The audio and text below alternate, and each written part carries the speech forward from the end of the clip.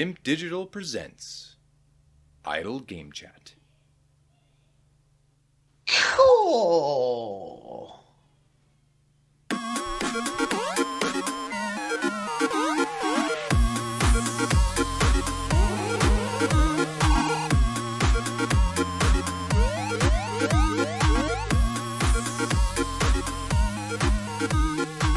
Hello, Apps here from Dimp Digital. Welcome to Idle Game Chat. This is the weekly video games podcast where we give our impressions of the games that you can play today and react to the latest news from the wonderful world of video games. We're here every Monday on your favourite podcast app and YouTube, absolutely free. This week I'm joined once again by the resident referee. It's Logan. How's it going? Yeah, not bad. I can't believe how many of these I'm now getting drafted in for. Well, I went for a real dry spell a little while ago of not getting called up for the big podcast. yeah. And here we are, back in the fold. Well, I think the reason people don't get called up is the fear of rejection on our side in the board. Like, we don't like being told no. So we know Adkins ain't going to say no because he's desperate for any sort of fame he can get. So he's always going to turn up. But occasionally, I always feel like it's good to get other perspectives in, whether that's to discuss the news or stuff they've been playing. People are playing stuff. Like, we know what that paper's playing. He's playing that new world. So he's going to be dragged back on to talk about that. Because I don't know what I'm doing on it. Well, it's the same in every one of these games. I see Dave and Paper talking about it, and I'm like, you could just sub out everything for any other MMO. It really is. The thing is, I can't criticise it because everyone's looking at me going, "What are you putting all them hours into Football Manager for? What are you getting out of it?" I don't know. So it's a similar story, but yeah. Back to your earlier point, I guess I went for a bit of a gaming dry spell, picked it up from Valhalla, and haven't looked back. So I don't think you've ever gone on a dry spell because you're always playing some toot online. There's always something getting played every week. Like, there's a Rocket There's League. a rot. Yes, there's It's always a rotter, but it's whether I then decide to actually pick up something else and actually make progress on a game I haven't played before. It's a tricky one, but then I always find the perspective of the ongoing multiplayer stuff quite fascinating. So that's why it's good to get you on when we can. This is episode 74. Now, I don't normally name the episode numbers. I don't normally call it out. It's written in the title for everyone that listens or watches. It's there. But this is a significant one. Now, Logan doesn't know why it's significant. I told him earlier that it had some sort of significance. He couldn't suss it out. But the basic gist of it is, over the course of Dimp Digital, we've ran... Dimp Digital Podcast was the original one. Then we did an actual first run of Idle Game Chat, shortened it to IGC. And then this has been like the third iteration of a podcast we've done, and we've added video and as well as the audio, all that good stuff. And this 74th episode means that this is the longest running series we've done. So we got to episode 73 of the Dimp Digital Podcast before a rebrand. And now on this third effort, we're now out in front and finally overwriting bad habits from 6 years past. So it's almost fitting that you're on here because you was obviously part of the original Dream Team. It used to be me, you, and Hall, who would do every 2 weeks. So you're now on this landmark episode where the New Horizons and the trailblazing that we've been doing with Idle Game Chat since last year has now taken the title and is in the lead. Yeah, the question is, will Claudio Ranieri, the tinkerer, come back and get upset about it and tinker at some point? I don't think... And then reset it all again. No, I won't be resetting this because I think the Dimp Digital Podcast, there was always just like, if you just type, what's that mean? It's a Dimp Digital's a nonsense name, and then the fact that the podcast was called that, I was like, that needs changing. And then Idle Game Chat, the original form of it, was the name that we've got now. So I think we stumbled across a good one. But for some reason, what happened then was it was a struggle to do them every week. It really got difficult to do. And I think at that time we was doing a lot more YouTube stuff, like little 10-minute Let's Talks and videos, like actual production videos, which take up a lot of time. And since we sort of scaled those back and focused on this, I feel like we're in a good place. So the Tink streamlines the content, doesn't it? Yeah, exactly. And you can cut it up and post it and pretend it's new, and people are like, oh. Because some people ain't going to sit there for the full hour. That's just face facts. But if they see a title, they think, cool, that's only 7 minutes. What are they talking about? FIFA? They'll jump on it, and they'll soon find out how ill-informed we are, but at least we got the view. So that's all that matters. Ticks the box. Exactly. Right, we've got a bit of a jammed episode, like we always seem to do, and we're aware that you're known as the waffler, so we need to try and keep you on a tight leash and get on with things. Now, we've been doing a little section or segment with Adkins in the last couple of weeks called the Game Jar, or the Gaming Jar. I'm not sure what to call it. I don't think it needs a name. There's Ronnie again trying to brand things. But basically, it's picking up just a handful, no more than 3 or 4 news items that have happened in the past week in the gaming world, and just having a bit of a chat about them. So I picked a couple this week, and there are other bits of information I'll share as well. But first off, there has been a bit of an announcement from Sony, a game that you're currently playing through, in fact, which is quite ironic because you've now got a PS5 as well. And actually, we need to talk about that because there's been some issues on that side. But God of War 2018 game is coming to PC. So we've seen a few Sony games do this. Most recently, Days Gone and Horizon Zero Dawn. They're sort of the 2 highest profile, I believe. This one's coming up to 4 years old. Like next spring, it'll be 4 years old. So it's not like day and date. Retailing at $39.99, 40 UK pounds. Now, what do you make of all this? Because I remember I actually have vague memories of us talking about a very similar topic on the Dimp Digital podcast, funnily enough, when Xbox said, look, we're going to do all of our games day and date with PC. I think Quantum Break might have been the first sort of major one. And at the time, I had a very, very different opinion sort of then than I do now. But I'd be interested to hear your perspective on this, being someone that's just invested in a PS5 and not a PC, because that was also something that may have happened 12 months ago. You was in the market for a PC, and then we had the great fucking chip shortage, and you can't get nothing. So it's actually quite a relevant topic to you. Yeah, I mean, I think having everything available to play on different platforms can't be a bad thing.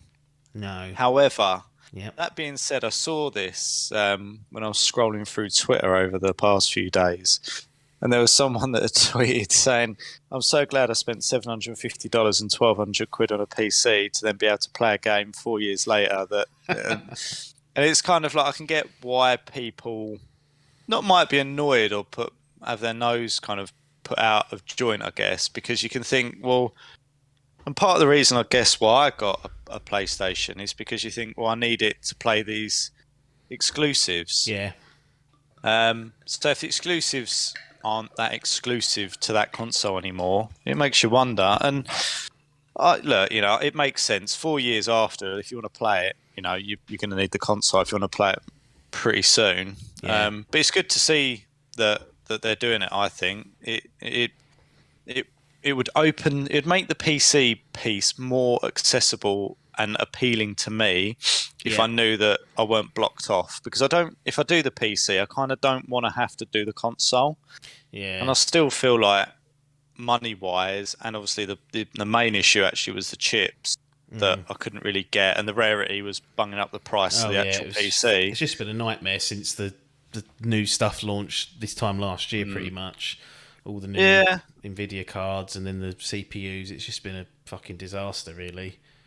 Yeah. You can't even get a PS5 without fucking jumping through 10 hoops. So, well, no, this is what I mean. I even had to enlist you, didn't I, for both my consoles. So I went, I don't know what to do here.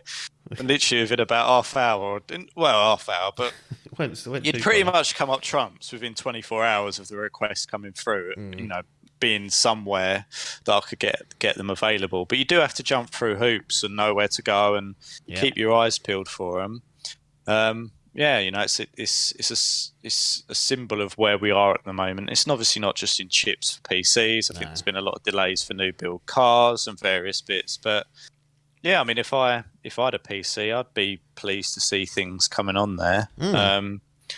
But I mean, it's no skin off my nose. I'm literally playing God of War for nothing at the minute. So Yeah, you're laughing. It's because when Xbox started doing this, there was the conversation of like, why we don't need an Xbox then.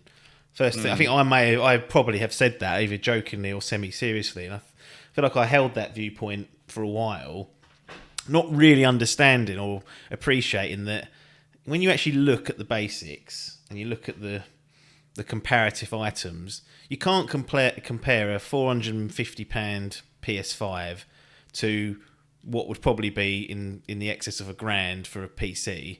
Like at that point, you're talking to completely different people. It's not an either or, is it? It's not like, oh, I'll just go and get a PC then if I can't get a PS5 or if those games are going to come there, because you're going to pay double the amount. Like more and more I sort of sit in that space, I've realised that there's not much crossover. There's not people doing either or. They're either supplementing their desire from a console and getting a PC for extra stuff, or it's the other way around. They've got a PC and they'll use the consoles occasionally, but you're not going to see loads of people now going, oh, I ain't buying the PS5 now. Fuck me, all the games are going to come on there. Because one, it's almost 4 years. People aren't going to wait. And two, go on then. You go and pay £2,000 to get that PC, and then you'll be like, right, that wasn't worth it. I've cut my nose off to spite my face here. It's a different crowd, I think, nowadays. There's just not a lot of... And I've got this PC here. It's a good PC. It was a lot of money for... I've never spent that much on a PC before. And just the tinkering, the constant issues that sometimes arise with rookies. Like, if you don't want to be dealing with that, you just know if you get a console, it's going to be optimized. Sure, it's not going to be running at ultra, but it's still going to look pretty good. And if you've got a nice telly and all that stuff, you're going to have a good time with it. So I really think that it's not really those people going, oh, I'll go and get a PC then. I'll go, fill your boots, mate. You're going to be worse off financially, easily, by doing that. And you're going to be waiting at least a couple of years in most cases. Yeah, exactly that. And I think, as much as it's difficult, isn't it? Because it's like, if you've got the money there, it's a very tempting purchase, because it's like whatever you do, you're like chasing those incremental gains. Yeah. Like, that you can it can look better, it can perform better. But to your point, it's like, I mean, arguably, we'll get onto it a bit, but arguably you should be able to come down, press the on button, and you kind of just boot it up and away you go. You very rarely have too many issues or tinkering issues. To your point, it's just completely optimized, ready to rock and roll for less money. And, I think in a lot of ways, a Game Pass and what PlayStation are chucking out every month as well, there's a lot of value on the consoles. You don't...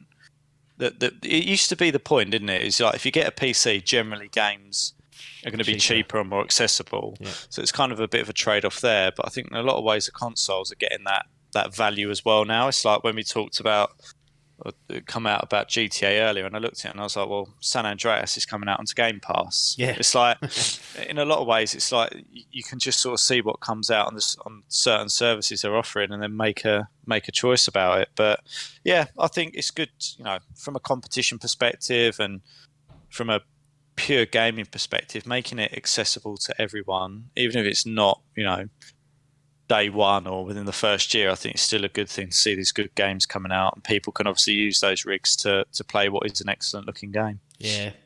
And like, I hope they do a good job of the port as well, because that's important. Like, we've seen bad ports to PC and, upsetting the crowd. And yes, and the other thing that people always forget is that Rockstar, historically, for the last couple of games, always released console first and a PC a year later. So one of the biggest games ever in GTA 5, you had to wait a year. Red Dead 2, that didn't come until a year after. So, and Red Dead 1 never even came to PC. So we're starting to get this crossover, and I think it's good for the crowd. As long as you're happy to wait, then kind of you're in, aren't you? Is there any game that you wouldn't wait for? If you had all the gear, you said, right, look, I can play God of War Ragnarok, for example, day one on my PS5, but I've got this $3,000 3090 Super Stud PC, and they said, look, it's going to be 18 months. Would you wait, or would you be like, nah, I'm going to play that now? I think it would really depend on the game. Yeah. And I know that's a bit of a cop-out, but it would. So what are the games that you'd crumble for? Is there any off the top of your head that you think, I've just had to play that? it's generally those multiplayer games where they've genuinely got a bit of a shelf life of about a year or 18 months before you Most of kind of those move on to the come next one. across all platforms now because they're clever enough to know that it needs to Have be. to, right? Yeah. Otherwise, to my point, you're kind of a bit buggered. But Yeah. generally speaking, I mean, look at me now picking up God of War. I'm quite happy to now pick it up and play it 4 years later. I'm not that bothered about ever really getting too much that quickly in terms of single player stuff. I mean, there are the odd few games like Red Dead when that came out. I was like, I pre-downloaded that to play that when it was available. So if that was coming a year later on PC, Red Dead 3, but it was day one on the PS5, you'd go, right, I need to be getting that on the consoles first. I'm not waiting. So is this if I've already got the console? You've got the console and the PC. It's just that you can play it better. Oh well, I'm obviously going to play it. Yeah, I mean, there's no two ways about it. If I've got the consoles there, and I could play certain games that I want to play quicker than when it come and the port come, I would probably in the same way that you do that. You know, there's no way that for a lot of the games that you like to play that you'd wait that long. Obviously, there are some that you pick up and that are on the kind of backlog for when there's a good deal available or whatever. But most of the time, the way I kind of do it is if I miss the first week, if I can make it through the first week, because that's when you read all the hype, people are absolutely going nuts. Like if you can get through the first week, then I think, right, I'll wait for the first sale. But I've been really have been trying to be sensible this year in only doing like one game at a time, maximum two. So it's come down to timing a lot of the times. Like there's something that's popped out, and I was like, I would like to play that, but I've just got to finish this off. So I've gone back and finished it, and then by that time, something else has gone on sale, and I've gone towards that. And that's how I've kind of been doing it. But yeah, I think it's good to finally see these. I mean, at the end of the day, they're going to look excellent. It sounds like they're doing good stuff with the God of War one. It's going to have ultra-wide support, DLSS. So they're putting some effort into these ports, which is important because Master Race, if anything, if they put out something shoddy, they will let you know because they're expecting, the best of the best. And to be honest, if you're paying $2,500 for your PC, you probably feel like the games need to meet you halfway and perform and make use of that sort of cash that's being spent. But I think that's a fair enough ask, which is probably why they wait so long in the first place to get it. Well, on the majority case, to get it right. Yeah. Just a quick bit. Not really going to discuss this, but there's a Sony State of Play this week. So Wednesday the 27th, 10 p.m. UK time, 20 minutes. It's going to focus on third-party games coming to PS4 and PS5. I think it's going to be a low-key one. I hope, though, that we see some Final Fantasy 16. That might be a bit hopeful, though, but that's for those that are in the Sony boat that want to watch that. Uncharted trailer. Did you see it? Yeah, I did. Yeah. Just quick thoughts. I don't want to go War and Peace on this, but any early opinions on what you saw there? I don't like going to the cinema at the best of times, let alone post-COVID. This ain't going to encourage me to go out and see it, I don't think. I mean, you like Uncharted as well, so it's like you've got quite a good reference point. It's not like it's a random gaming franchise that you've not played. Like it looks, there's scenes and there's areas it looks like pulled from Uncharted 4, for example. There's like, yeah. I mean, I think that's the one that's made them want to do it, or it feels like it's the one that's made them want to do it. Yeah, I mean, I don't know. It's the same things that we've already spoke about, I think, which is I'm not too sure. I mean, I'm kind of trying to separate myself from it because I think they're trying to do their own version, if you like. They're evidently not being too confined by what you see in the game. No. But if you're going to do if you're going to do a film based on the game, the people that are going to watch it are people like me, you, that have played the game. Yeah. And we've already associate those characters to certain looks. Sully don't look voices. like Wahlberg. Well, this and is vice the problem versa. He ain't even got grey hair. Yeah. One of my mates from work messaged me the trailer as well yesterday. No moustache. I said to him, what I'm not doing? sure about. I think Tom Holland's too young, and Mark Wahlberg doesn't look like Sully. And he was like, I thought you'd probably have something to say about it. And I was like, well, I'm not hugely opinionated on that, but it's like I'd be more intrigued by it if they had characters that matched the profiles more of the game. I think that's basically what it boils down to. But I'll watch it, whether I'll go to the cinema or not, I don't know. Yeah. As always, I'll probably wait for Adkins to chuck his money at it, come back, give the review, and then evaluate it then. Absolutely, yeah, that's what I'll be doing. It's actually almost the reverse of the Avengers game, where everyone associates the Avengers cast with, what's that fucker called? Who's Iron Man out of that? I can't remember his bloody name. Robert Downey Jr. I was going to say Daniel Day-Lewis because they've got the free name thingy. And then Captain America, all that stuff, and Chris Pratt. The same with the Guardians of the Galaxy game that's coming out. Like, everyone's got an idea of what those characters should look and sound like, and then when the games come out, they're like, "Well, that ain't them." Unless you go like left field and go for a completely different aesthetic and look, and make it clear that you're separate, you're going to run into those problems. And yeah. Interesting to see. I mean, we've had the Tomb Raider games, we've had the Sonic games. I don't mind sitting down and watching them of an evening, but like you said, chucking money at it and then paying to sit next to those pigs that go to the cinema is just not. I mean, you're going to expect what you generally get out of this sort of stuff. It's like, it's going to be 6 out of 10 material. It's going to be watchable. You know it's going to be watchable, but you're going to come out of it going, yeah, that was all right, and that'll be that. Yeah. That's what I'm expecting from it. Absolutely. And just to tie off the Sony chat, you got yourself a PS5 in the last sort of 6 to 8 weeks. Had some issues. Do you want to just run through what you've experienced in the early goings? I mean, you sound like you're happy now playing God of War, but up until the past week, there's a bit of a disaster going on. Yeah, it wasn't ideal. I mean, it was fine. So I probably got it during August, I think. Probably beginning of August, I think it was. It was one of those things where I was umming and ahhing about it, and you were like, well, it's there. They're on Amazon now.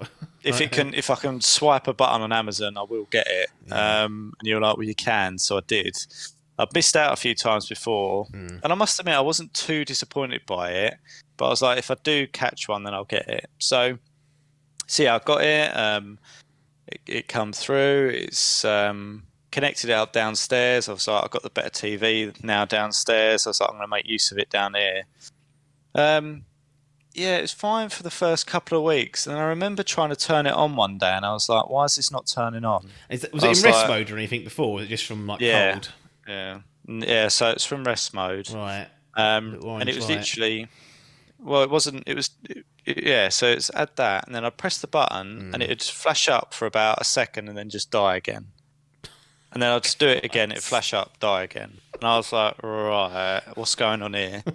So I thought, perhaps I fucked it up. Perhaps I turned, like I did something, and turned it off midway through or something. I was like, it hasn't liked it, so I'd unplugged it and left it. Cycled it out, done the usual.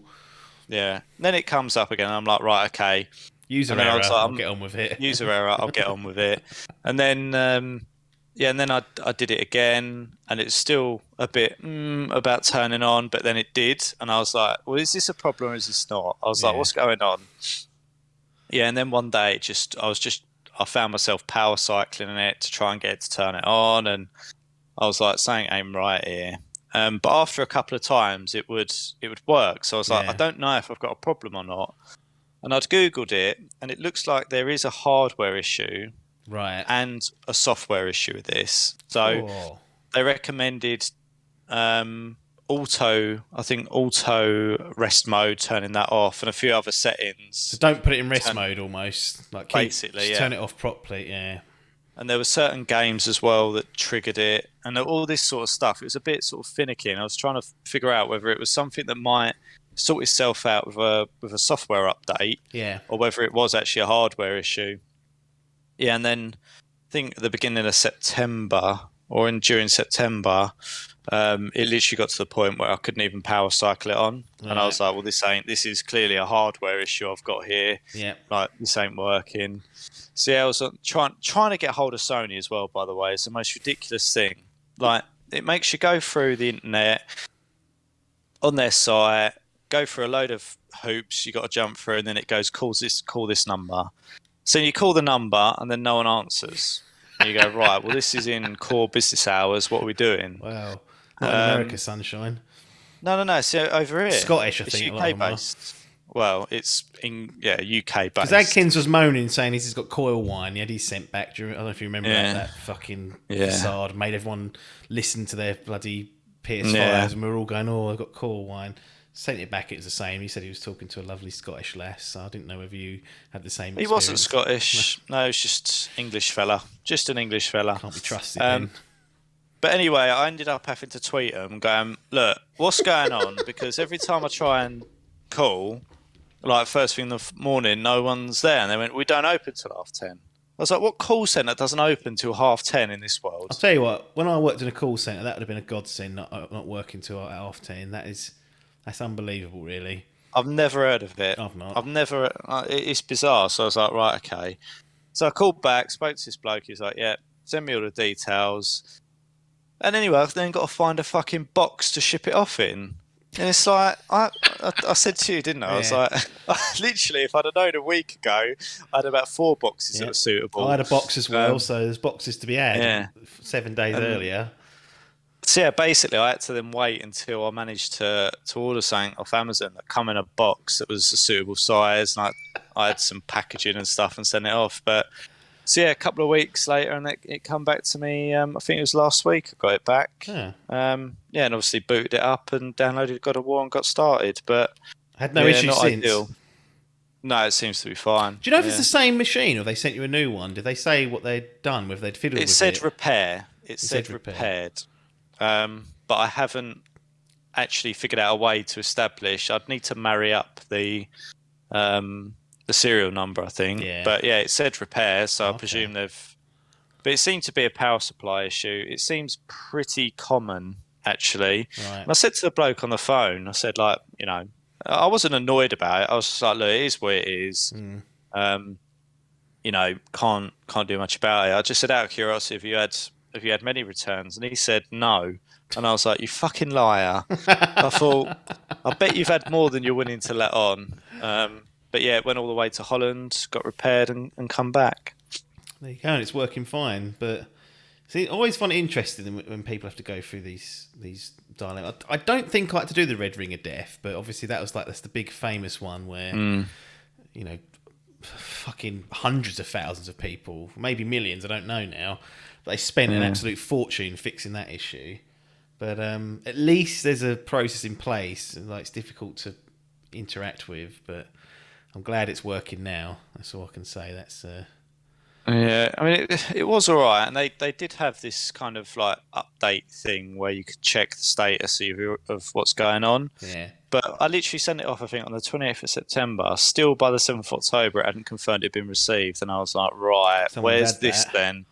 This is just lost in the post, because I gave it to Rita in the high street. I was like, can they be trusted? But yeah, and then randomly one day it was like, it's been dispatched back. Is she still there? Yeah. Was Nick there? Yeah, both of them are there. Yeah. He told me unbelievable. He told me 18 months ago he's retiring. Liar, he's still there. 18 months on. Yeah, both of them are. Somehow they've been there my whole life, it feels. Yeah, like, I think actually they may well have been. It's close to, at least since we started school.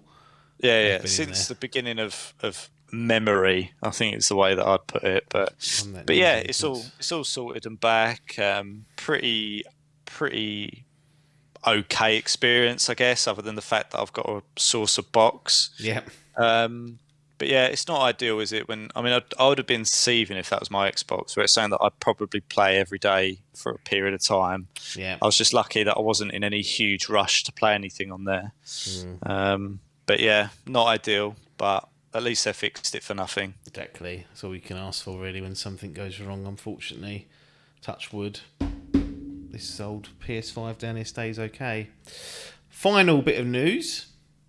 Xbox Game Pass attracted fewer new subscribers last year than Microsoft had targeted. Okay? So according to a financial document filed by Microsoft last week, the number of Xbox Game Pass subscribers grew by 37.48%, very specific, during the 12 months that ended on the 30th of June. But the company had already targeted an increase of 47.79%.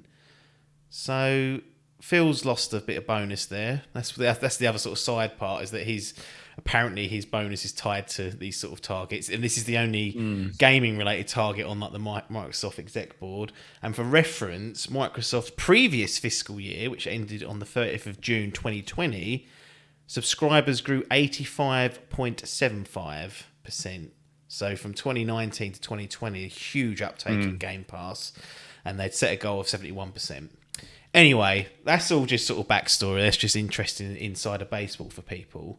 I wanted to get your opinion on Game Pass, really, because you've been a subscriber for quite a while now. And me and Adkins speak about it every few weeks because there's always a game being added to it. It's it's on Game Pass. Great value. But from your perspective, Game Pass, is it something that is going to be changing the way the industry works, or is it just a nice alternative to perhaps the model that Sony are playing with, and you're like, well, they're actually sort of battling in different wars at the moment. They're not even directly competing.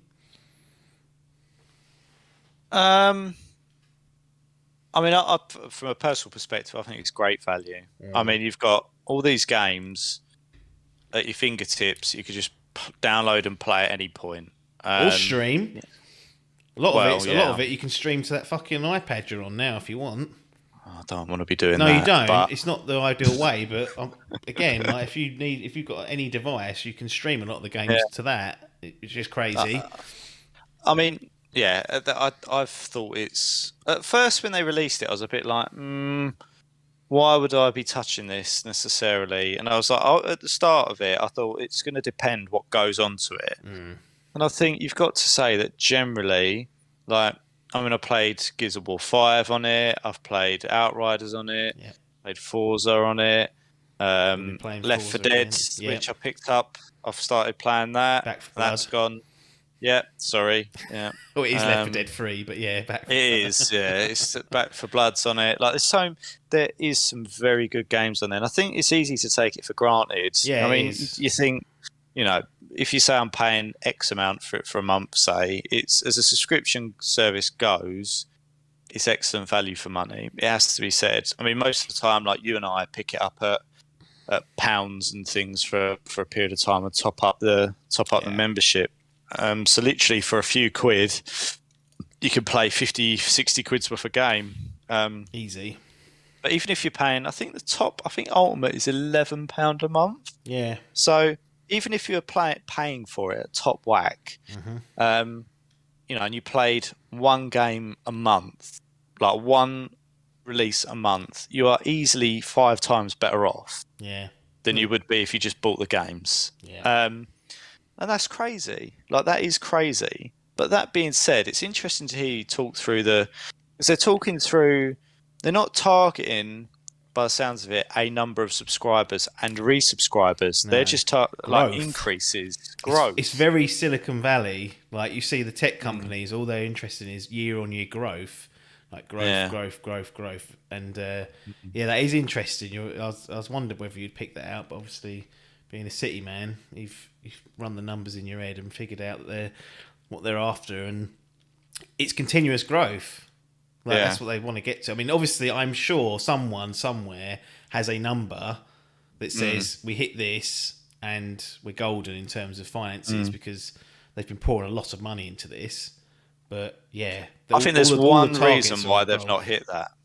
There's one reason, and that will be Halo being delayed, I suspect. Or one of the big reasons would be Halo being delayed. So I think that would have picked up a load more subscribers. But the crazy thing about Halo is, though, if you want to play online, you don't even need Game Pass.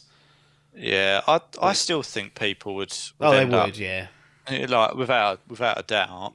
But yeah, it's just interesting that they're targeting that continual growth, and you think there's only a certain amount of people, if you like, you can target, like, and they're to a certain extent constrained by the. Go on. No, go on. Finish.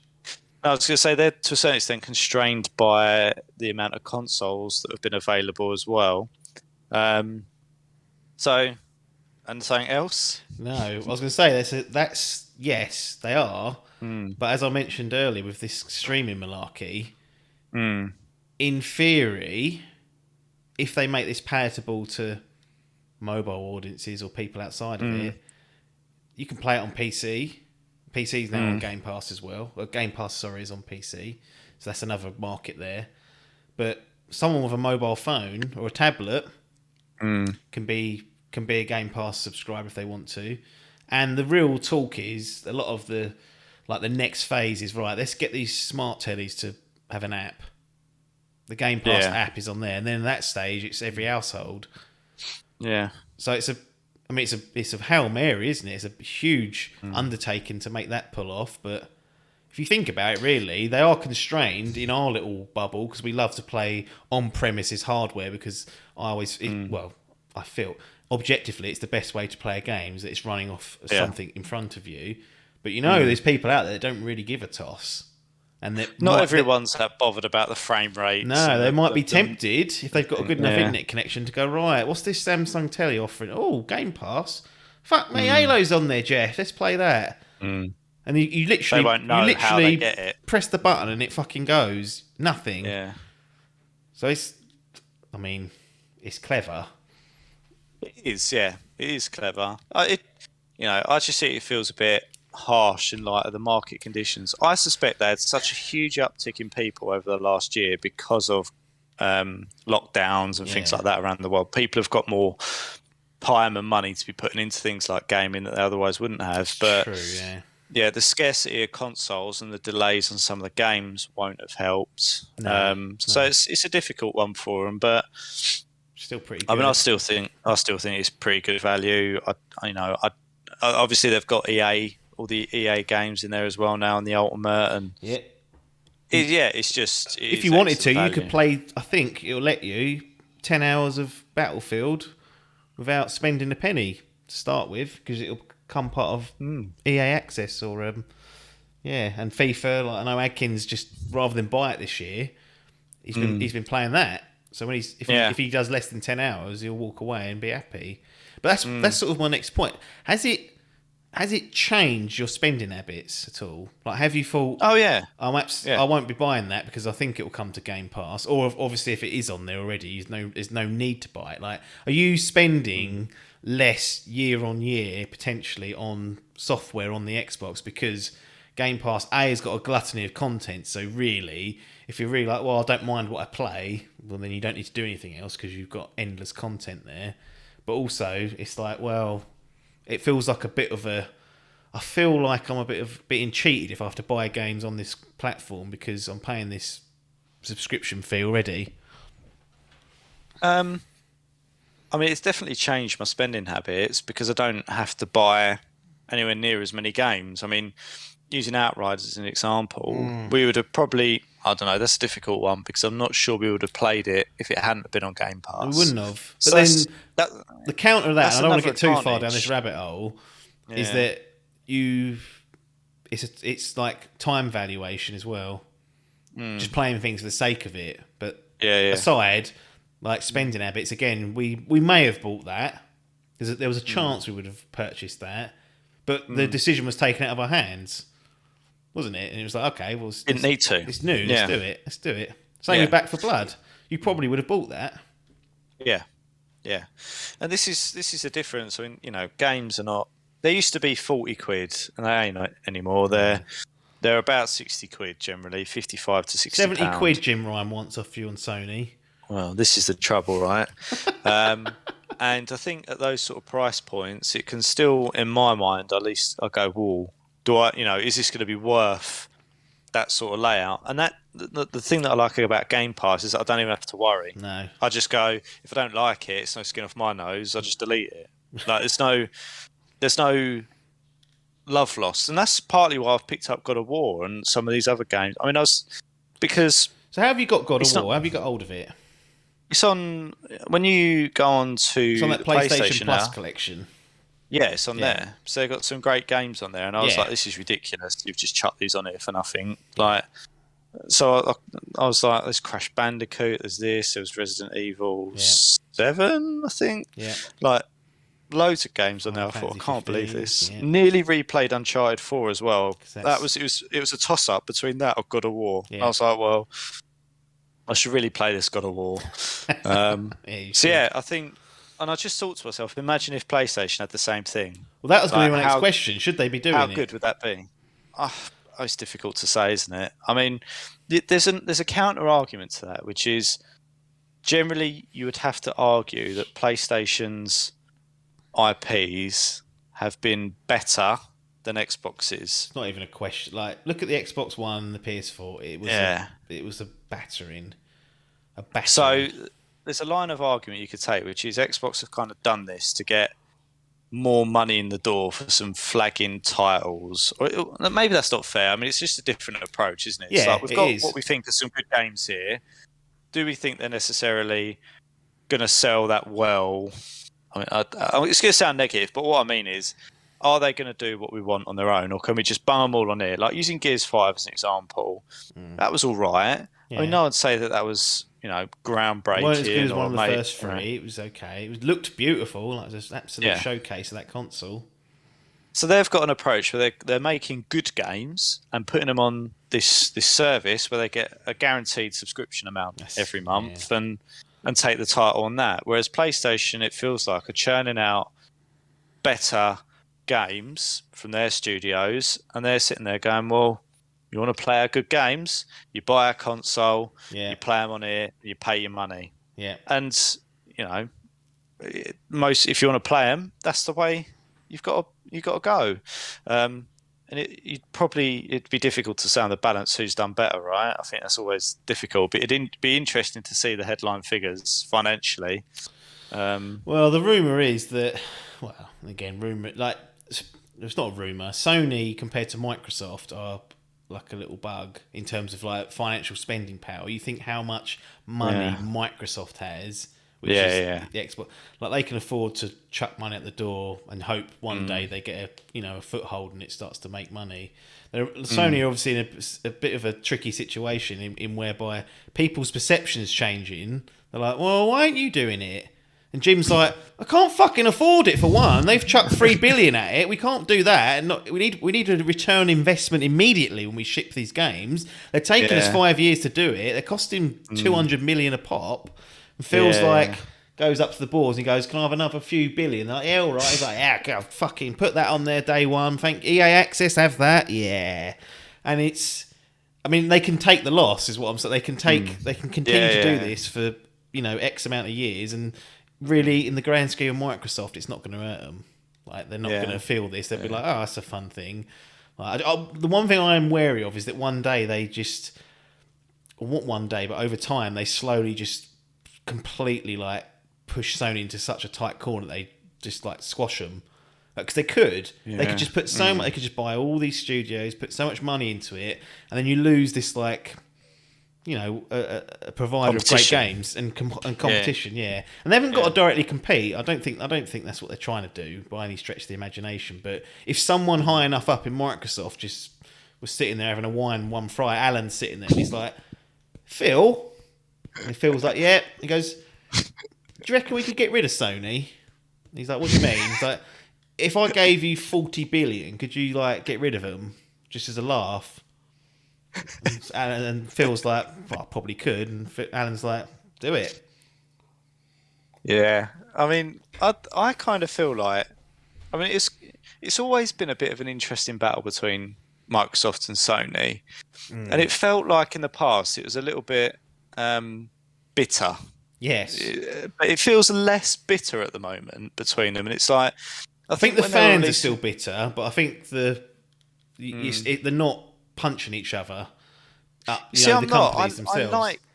I know you do, but there's some slime balls out there that ain't happy about all this.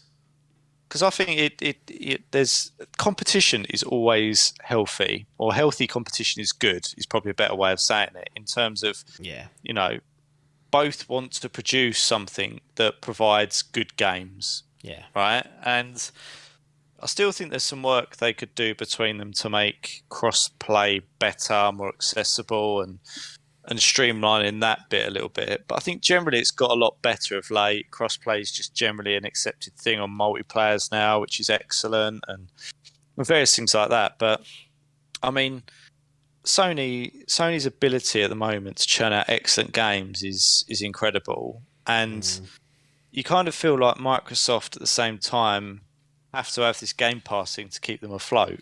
But and as a gamer, Yeah. I kind of like those two worlds. I like being able to pick up my Xbox, which is my main console, and just go, what do I feel like playing today, and scroll through a shitload of games. Yeah. Like that is excellent to me. But at the same time, I go, well, if I know I want to play, one of these excellent first-person games, or I want to play one of these, story narratives. I mean, I literally bought that console because I'm like, right, I'll compare it with this TV now and get an excellent visual experience. I literally bought that console for these first-person games, like these immersive games that I can get into. Spider-Man, God of War, Uncharted, yeah. Maybe not The Last of Us because of Scrabblers, but they'll be coming your way. Yeah, and I like that. I like the difference. I like the options that it gives me as a consumer. And you got Nintendo sitting there going. Yeah, I mean that got brought on holiday. Didn't even get out the suitcase. Bless But it. again, it had a use. It's got a place in life, but it just weren't utilised. I like having it. Oh, I do toy with selling it, but I just go no. If I've got it, I've got the Trinity. That's good for me. Yeah, you've got the. If anything drops on the Nintendo side, you're covered, and the Switch is great for it's underpowered and whatnot, but the games that they churn out, maybe one or two a year, are normally worth playing. And we've got Breath of the Wild 2 lurking, so we'll see how that goes. But yeah, interesting just to have a chat about that and get some different perspectives, because it's a huge shift in narrative and conversation, and I don't think I think they should just be in competition, quote unquote, for making the best games, but I don't like the idea of them going head to head as a business and one trying to put the other one out, because there's only going to be one winner. Alan at Microsoft is going to beat Alan at Sony, and Jim's going to be out on his ear, which might amuse some people, but there we go. Well, that's the game jar. I'll put the lid on that. Overcooked it as usual. The wine is flowing.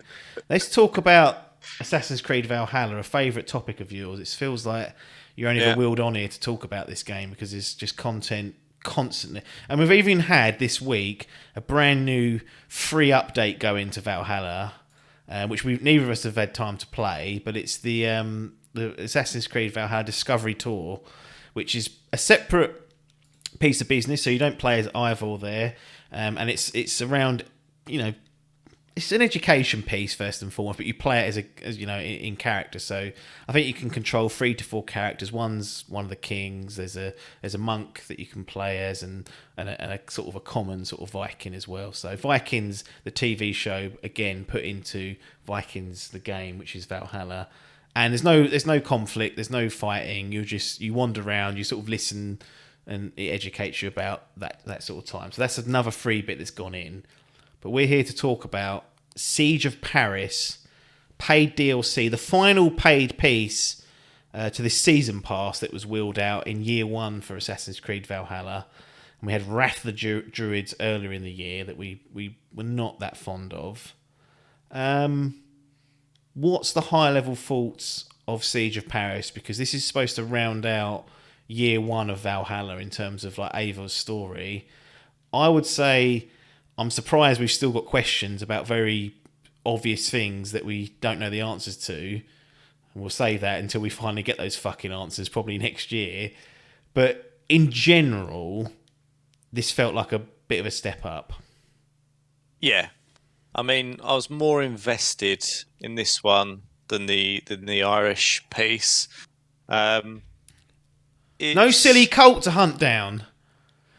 Silly cult to hunt down. I mean, I know there was like a, resistance side story, but no silly cult. Because we've done the cult in England, and they've done it again in Ireland. I mean, it was going to be a French one. There wasn't. And they were teeing up as though they were going to, actually. Yeah, but none of this tree bollocks where you've got to fucking find 8 people to get the head honcho gone. I was so happy that wasn't in the game, because I was completely over it by this point.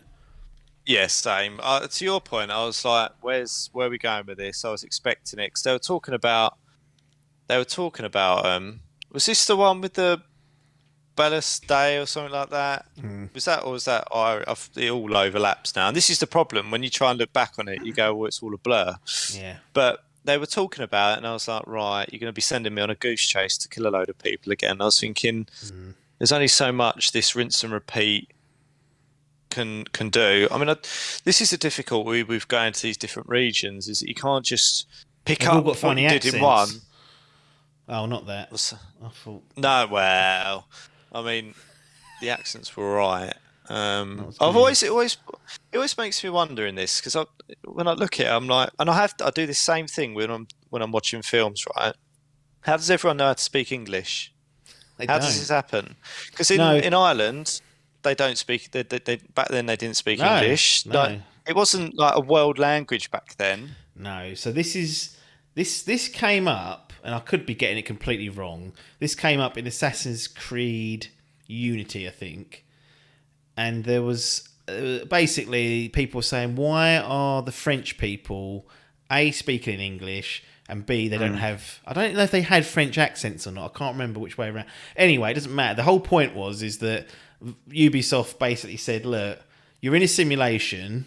The simulation has arranged it in such a way that they'll speak English to you because they know you're an English user, which, as far as the get out clause goes, Ronnie signed it off as law. And I know it's cheap, but it works, doesn't it? Like, there isn't really a problem with that. I know it's far-fetched, but the simulation said, look, we're going to make these characters speak to you in English. And in this case... So what we're saying is it's like a Star Trek Universal Translator. Yeah. This is where we've got to, because that's how they got around it. Yes. That's it. That's 100% it. I don't even watch Star Trek, but that is the most genius piece of get out of jail free card I've ever seen published on a piece of medium. But that's my understanding of how the Assassin's Creed universe works. It does annoy me because I've been watching The Man in the High Tower recently, and for is some that any reason, good? I can understand why some people get bored of it. It gets beyond what you think it's going to be. Okay. The content that it's going to be taking on, basically. But it's only 4 series, 10 episodes in each, so it's not like a huge investment in comparison to some of these series. But it's not like getting a fucking second job for some of these things. Yeah, exactly. But yeah, it's like that we're all talking in English, and I was like, this is just stressing me out. Like, everyone's talking in English, and it's like you just wouldn't. The Japanese would be talking in Japanese, the Germans would be talking in Germans, and the Americans would be botching our version of English as they always do. Oh, do we have any listeners in? Well, actually, I'll get out the stats, but India retook the lead the other week, so they're still the title ones. But USA have been really flagging. Not good. Lazy Maybe we should cousins. show them some love rather than sitting here. No. If you're not going to fucking listen, you'll be slagged off. If you're not here to defend yourself, you'll lose out. Yeah, they are. So India's got 44% line share. UK pans 24%, and to be fair, US are only 23%. So they're catching up. Canada's after that, and then we get to silly numbers. But it's interesting that we appeal to the India audience more than the UK one. I don't understand that. I think it's because we're one of the only podcasts listed on like their main. Like there's a new app that launched there, and they pushed our podcast to it, and all of a sudden we got an influx of listeners. I don't know if they even understand what we're talking about, if they care. But they bump the numbers up at a very minimum. So we'll take it. I mean, I've always loved India, so that's history, innit? That's what they taught us. They taught us that bloody partition over and over. I went to go through that. Remind them of that. No, I know, but I'm just saying that's what they taught us. So, look, I was on Gandhi's side. And that's the end of it. See if those figures hold up at 44%, or if that plummets to 10% now. See if they're really listening. Okay. See whether they're Gandhi fans or not. Should be. You would expect so, wouldn't you? We'll see. Right, so Siege of Paris. So yeah, I thought the story was more investable, if you like, in terms of actually having some kind of interest. Yeah.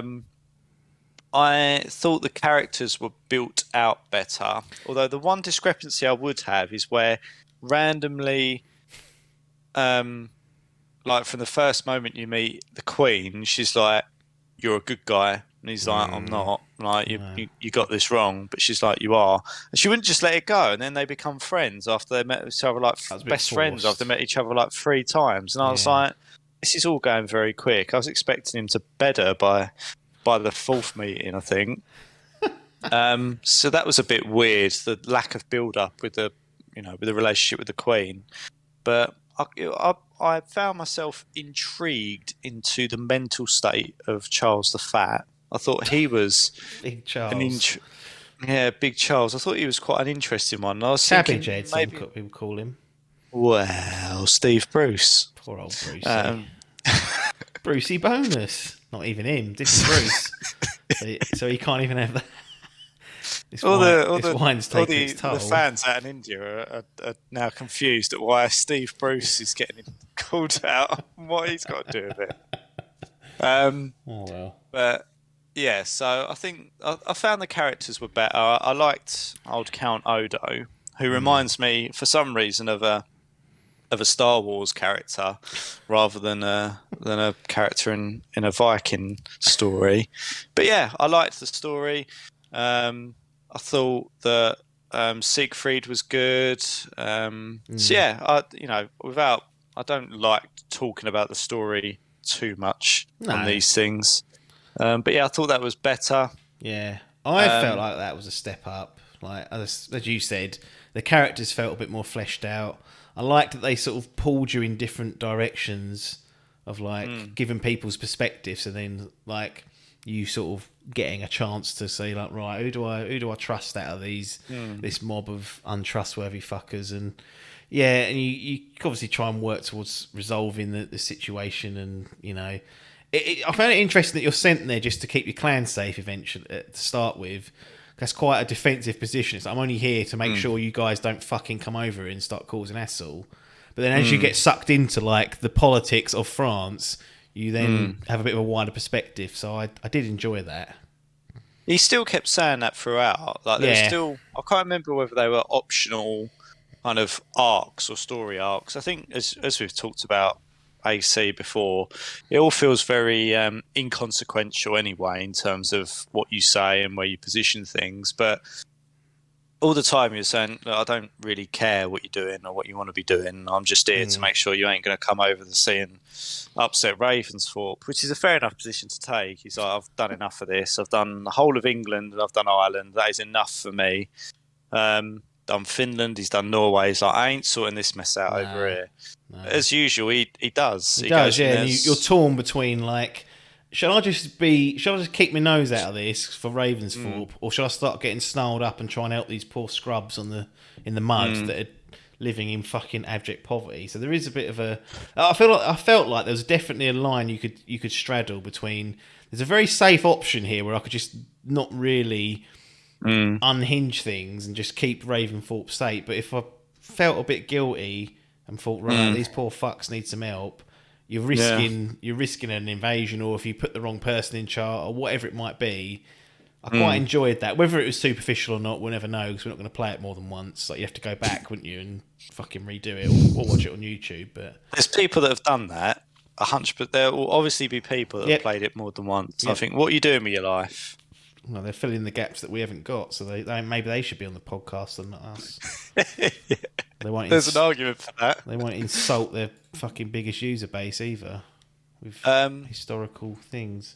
Yeah, I'd agree with you. I think generally it was better mapped as a story than the Irish one was. They had a couple of different additions, didn't they? By the way, one thing that I want to touch on, I like the way that they add new character progression arcs to you, that you can choose some interesting new maneuvers and things. Yes. I quite like that about it. And that's continually. We didn't touch on that before, I don't think. No, that's continually updated. So they'll happen in the big season passes, but also sometimes you'll switch it on after a few months, and they've added like 3 extra powers or abilities, and you're like, oh, sweet. Yeah, I love they keep adding to that, and that Ava was never a complete finished article. You've always got something to strive towards, and something new to play with, and a new way of like dealing with people or killing people and stuff. As an example, you could on the rats were a big thing in this France one. I must admit, I didn't really like I felt that a little bit clunky to try and deal with them and cajole them into the holes and stuff. Yes. So those that haven't played it, basically you get these areas and these kind of dingy little sewers where there's lots of rats swarming around, and they do little bits of damage over a period of time whilst they're swarming you, and you kind of have to just keep waving your sword or your axe at them to cajole them into a hole or whatever. Yeah, and I just felt that was a bit, I don't know, I was like, this is just irritating. Like, it's not challenging. It's not. It's just an irritant that's here for no real reason. All you do is you hit them until they go into a hole, and then pull a fucking box over the hole, and it's like, what are we doing here? It ain't off it. To your point, I was like, I don't know why this minor irritance has been added. But you could do the same thing to your enemies. You could set rats basically on the enemies that swarmed them, and I thought that was quite. This is what I mean. It adds new ways of killing people rather than it just being the same ways of doing things, which keeps it quite fresh. I liked most of it. I didn't like the rebellion missions. So that's the side, like the side efforts, and that was the obligatory filler to it. Like they have to have it somewhere. There's always a side operation going on, and the resistance, whatever you want to call it, those side missions were bloated. To get like to the fact where you can actually like sign them off as though you've completed it is quite a big upheaval. And to be honest, the mission like objectives are so mundane. It's like, go and kill this person, go and open this chest somewhere, go and open this chest somewhere where you've already opened a chest somewhere, because it's procedurally generating the missions. Clearly it's not like it's not enough basically to fill it out. Go and kill this person in the same place that you've killed them in a camp. Like, as always, they just take it a bit too far with the content. It wasn't required. Something smaller could have been. It would have been nice to have a nice cohesive story for that little arc with that character, but instead we had to just fucking fill up bars, upgrade allies, and then get to like a fucking, what was it, a 5-star status or whatever it was, and then I don't know. The thing is, there's something there that could have been like, it's an interesting idea they had. But to your point, I found myself going to the same stronghold about 10 times. And I was like, I've been here and cleared this out 9 times already. Where are these fuckers coming from? Yeah. And also, it would say, right, pick the closest one. I go, okay, pick the closest mission, I'll do that. It's fucking 1,200 metres away. That's not close. There must be something closer. I'm sorry. I don't know. I did it all, obviously, because Ronnie didn't let me not do it. But that was the bit of a grind, if I'm honest. Yeah, exactly. It was just a bit. It was just a bit inconsequential, and I was like, why have we added this at this point? Like, I come out of it at one point, and I was like, I ain't doing that. I was like, this is shit. Yeah. And then I'll text you and I was like, do I need to do this? And I think you basically said, yeah. So I was like, I don't think you do. I think I might have tried to throw you down. No, I mean, it did need completing. It was annoying me. It was outstanding. But it's just bloat. And that annoyed me. The bloat annoys me. I don't like repetitive stuff, basically. So yeah, that was just the only kind of downer, but generally a lot more positive. It was a bit more concise, some new interesting mechanics, and the story mapping was a lot better. What about the change in the main assassination missions? These infiltration missions, they called them. So you could you could just wander in there and just kill everyone, but it took so many pages out of what Hitman is like these days, in that you could manipulate circumstances so you would be close to the target and be able to kill them in a, well, I'm not saying an interesting way, but a unique way. Rather than just running in there, killing all the henchmen, killing them, blah blah blah. Like you could get an outfit, go and take part in a procession or whatever it might be. Then that'll give you an opportunity to meet with the target closer, blah blah blah blah. How did you find about that? Because they just did not exist in the main game. They didn't exist in the Wrath of the Druids. It's just sort of come out of left field, really. And it's something they sort of toyed with in Unity and never went back to. But this is much more like, we've seen how successful Hitman's been. Let's have a go at that. Yeah, I forgot about that. Mm. There was one where I was trying to go down a specific route with it, but for some reason I couldn't get it to do it. Right. And that's a really poor way of explaining it. But basically, I was trying to go down a specific route of doing it, and whenever I went towards the direction of where I had to go. Yeah. Sorry, I keep getting distracted by some banging. It turns out it's fireworks. I think. Trying to figure out where it was. Bit early for that. Got another couple of weeks for that nonsense. No, for some reason we have to have it 2 or 3 weeks before and 2 or 3 weeks after. Yep. Like 6 weeks 6 of fireworks isn't enough. So yeah, basically, I remember trying to go down a specific route, and it just wasn't. For some reason, I just couldn't get it to load to the next point, and I was like, "This is annoying me." So I then just ended up doing it the way that You would do it normally. it would do it, yeah. But it's an interesting way of doing it. I don't really feel like it sort of feels like it gives you, or at least to me, it felt like it gave me the illusion of options. Yeah, But so really, I was only ever going to be able to do it one of two ways, Yeah. and it's not very good at guiding you down the way that you want to go. no. Basically, the way Hitman works is that you've probably got half a dozen options to uniquely kill someone, like through circumstances and manipulation, blah blah blah. So it's interesting to try those out and see how it pans out.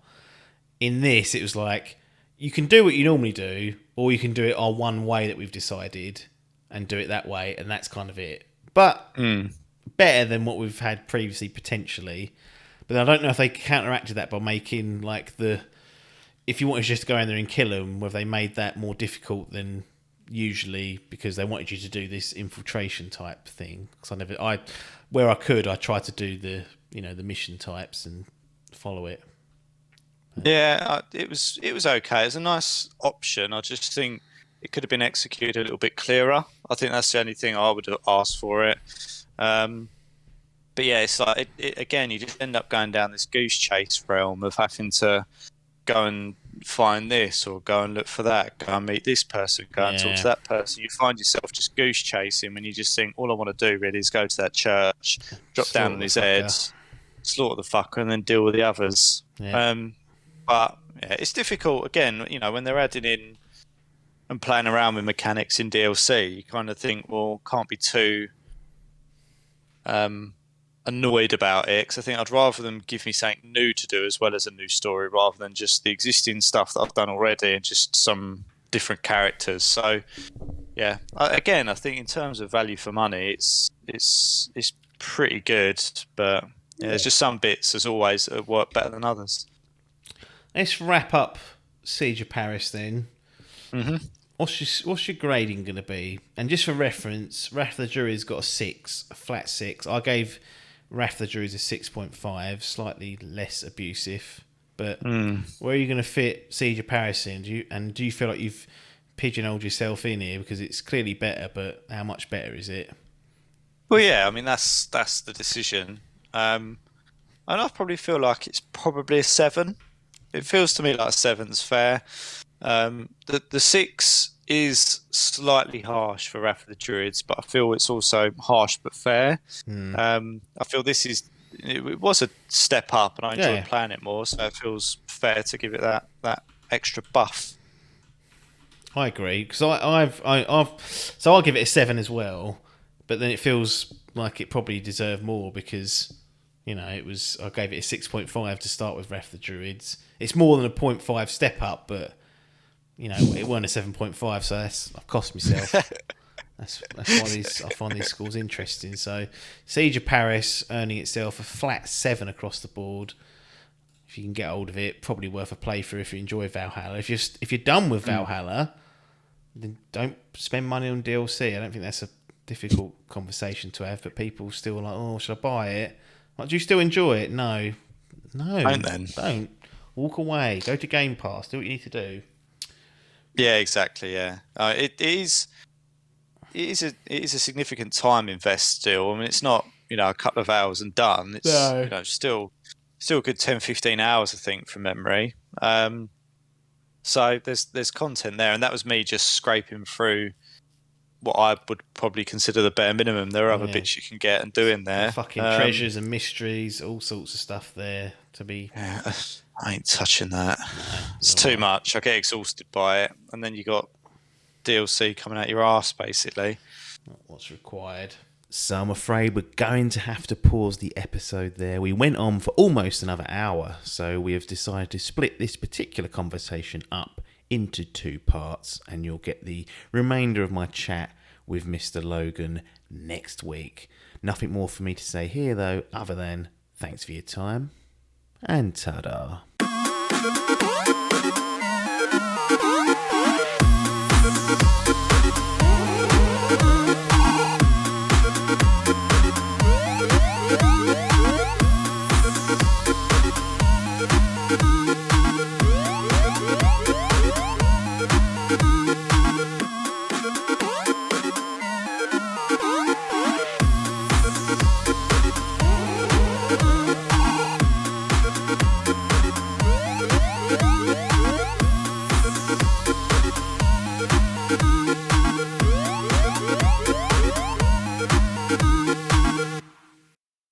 This was a Dimp Digital production.